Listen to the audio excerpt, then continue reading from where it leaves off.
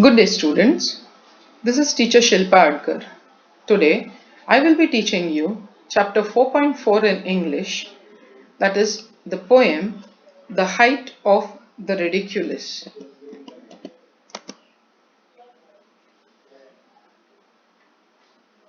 The poet is Oliver Wendell Holmes. He was an American jurist who served as an Associate Justice of the Supreme Court of the United States from 1902 to 1932 and as acting Chief Justice of the United States in 1930. Holmes retired from the court at the age of 90, making him the oldest justice in the Supreme Court's history. Holmes' writings were characterized to be family friendly, humorous, and conventional, and he himself was considered to be a poet of sentiment and passion. The poem The Height of the Ridiculous is based on the happy mood of the poet that shows his cheerfulness and high spirits. It is an incident shared by the poet due to some writing of his that made him laugh uncontrollably. Let us read the poem The Height of the Ridiculous. I wrote some lines once on a time in wondrous merry mood and thought, as usual, men would say, they were exceeding good.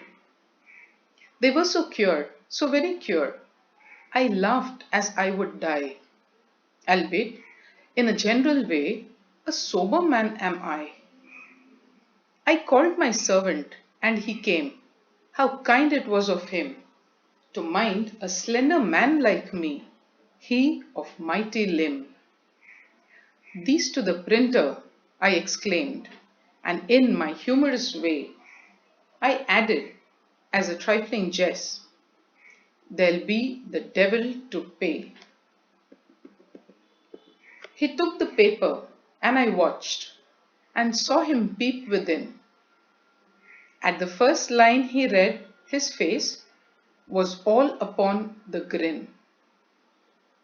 He read the next, the grin grew broad, and shot from ear to ear. He read the third, a chuckling noise I now began to hear. The fourth, he broke into a roar. The fifth, his waistband split. The sixth, he burst 5 buttons and tumbled in a fit. 10 days and nights with sleepless eye I watched the wretched man, and since I never dare to write as funny as I can. By Oliver Wendell Holmes. Let us read it stanza by stanza. Let's read the first stanza. I wrote some lines once on a time in wondrous merry mood and thought as usual men would say they were exceeding good. In a wondrous mood is in a very happy and delightful mood, merry mood. And exceeding over here means extremely good. Exceeding good, extremely good. The poet wrote some lines while he was in a very happy mood. The lines were so funny that he was sure that the people would find them hilarious and appreciate them. Next, they were so cure, so very cure. Cure means weird and funny. They were so cure, so very cure, I laughed as I would die. Albeit means though, in a general way, a sober man am I. Sober means a little serious, very clear headed. So over here, the poet is telling us, while reading the poem, the poet found the lines so weird and funny that he thought that he would actually die of laughing. And even though he was a very sober and serious man, this was his reaction on reading those lines. I called my servant, and he came. How kind it was of him to mind a slender man like me, he of mighty limb. To mind means to pay attention or to take care of. The meaning of to mind, to pay attention or to take care of. Slender means thin, and might limb means of mighty limb or showing great strength or very strong. The poet called his servant, and the servant approached him. The poet remarks that it was very kind of the servant to look after him and listen to him, to a thin man like him, because the servant himself was a well-built and strong man. "These to the printer," I exclaimed, and in my humorous way, I added as a trifling jest, "There'll be the devil to pay."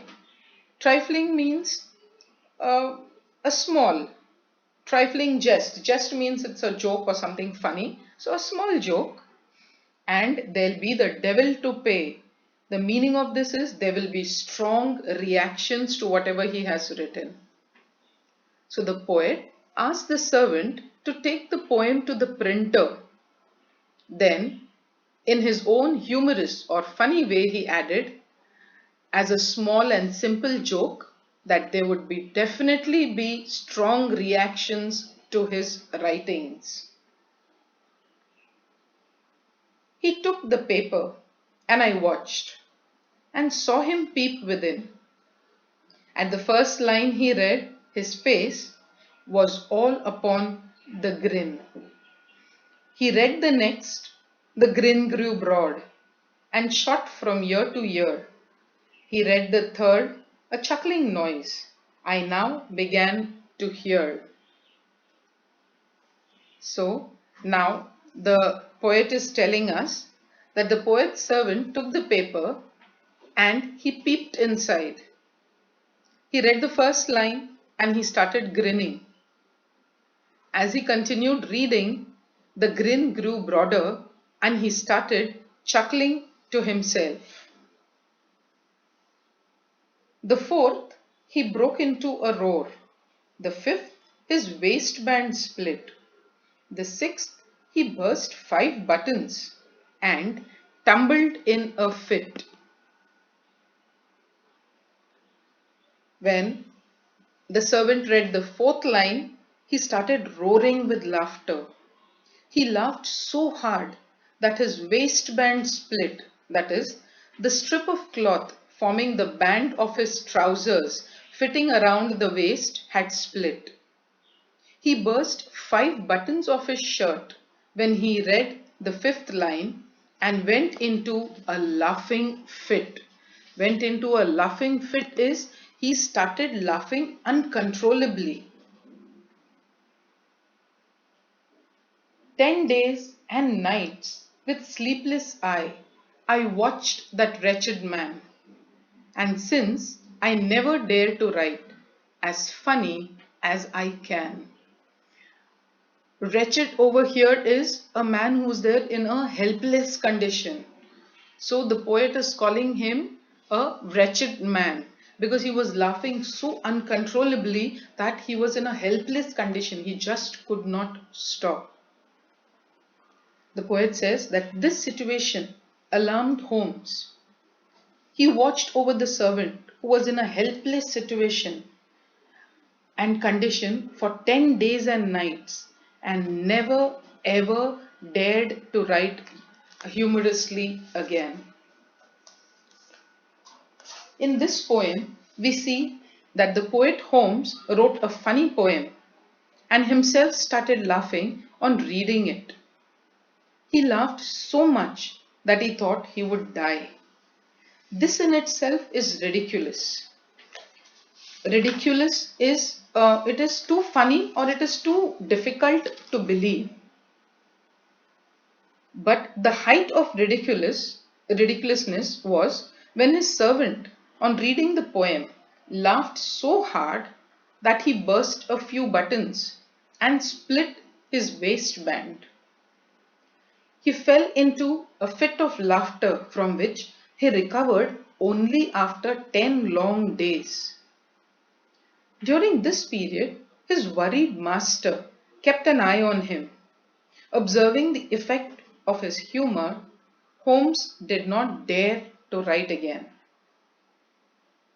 The effects of his funny lines on people reached the height of absurdity, and hence this poem is called The Height of the Ridiculous. We are done with this poem. I hope all of you have enjoyed and understood the poem. The rhyme scheme of the poem is A, B, C, B throughout.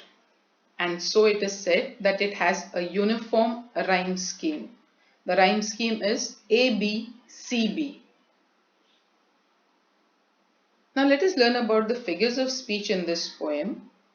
The main figure of speech used in the poem is irony, which is used to create humor, and it includes the very title of the poem, The Height of the Ridiculous.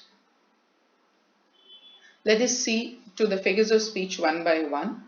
The first one, in wondrous merry mood. In wondrous merry mood is tautology because wondrous and merry have similar meanings or expressions. The next one, they were so cure, so very cure. It is a repetition. The word cure has been repeated for poetic effect. The next, a sober man am I. This a sober man am I is inversion. The words over here are not there in correct prose order, and that is for poetic effect. The next one, to mind a slender man like me. To mind a slender man like me is alliteration. The letter M is repeated for poetic effect. Next, and saw him peep within. This and saw him peep within is tautology because the words peep and within have similar meanings. Next, the grin grew broad. This is alliteration. The letter G is repeated for poetic effect. Next, and shot from ear to ear. This ear to ear and shot from ear to ear, this is hyperbole because it's a highly exaggerated statement, as the grin cannot be big enough to reach from one ear to another. Next, he broke into a roar. This is onomatopoeia. The sound of roaring is depicted in this sentence. And the last one is 10 days and nights with sleepless eye. This 10 days and nights with sleepless eye is transferred epithet because the sleeplessness of the poet has been transferred to the eye. Over here it is said that the eye is sleepless. So that is why this is transferred epithet. We have finished with the figures of speech. This is your grammar assignment. You will please write it in your grammar notebook.